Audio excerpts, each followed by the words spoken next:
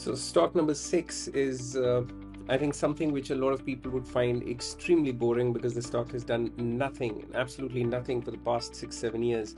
And this is Hindustan Unilever, and I'll tell you first why I think the stock has done nothing in the past 5-6 years. And we did a really deep dive into the stock and figured the reasons why the stock is struggling. When you look at HUL on paper, and if you see the brands that they have, across the board, deodorants and Brook Bonti and Colgate and Rin and Brew, and if you start looking at floor cleaners like Domex, Fair and Lovely, they've got market leading brands across industries. But primarily why they're struggling is that they just did not get how to play quick commerce right. Because of quick commerce, what's happened is that these days, particularly in urban cities, there's so much choice for anything that you want to order. Even if you want to order a soap, it would just not be Dove, and everyone's now starting to order online, particularly in urban cities, in fact, even in tier 2 cities now. And gone are the days where people would go to do their weekly ration, and they would just pick up their Domex, and they would pick up their Dove soap. And now everyone just orders online. Just open Blinkit and do ice cream and see the amount of choices you have within ice creams.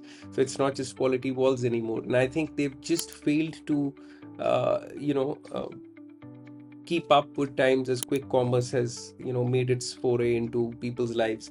And now they're making efforts to, now about a sixth of their sales comes from quick commerce. They're trying to premiumize about 10 of their market leading products. So I think where the stock is right now, HUL anyways has had a history of outperformance for a few years and then subdued performance and outperformance. I think where the stock is right now, they sell off quality walls, which is just about 3% of their revenue. So that's like nothing really. And if they try to create efficiency with a lot of their other products, get them on board to start selling on these online platforms and premiumize these, I think this stock will do really well going forward. It could be a dark horse. I wouldn't be surprised if the stock does very well going forward from here. And don't forget, it's now trading at valuations of around 50, which is still fairly expensive, although the stock has for many years traded at valuations of 70, 80, even 90. But keep in mind, that's because this is the first time that the company has seen degrowth in its revenue for the last 2-3 years. So I think a slight improvement in earnings could make the valuations and earnings look really nice. So I'm not discounting that. And this is the first time I've added the stock to my portfolio. And I think right now is, if you don't buy the stock right now, then you've basically written this off.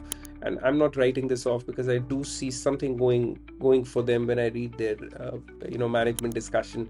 They are making all the right moves in terms of premiumization and growing their sales using quick commerce. So that's the sixth stock I would recommend buying.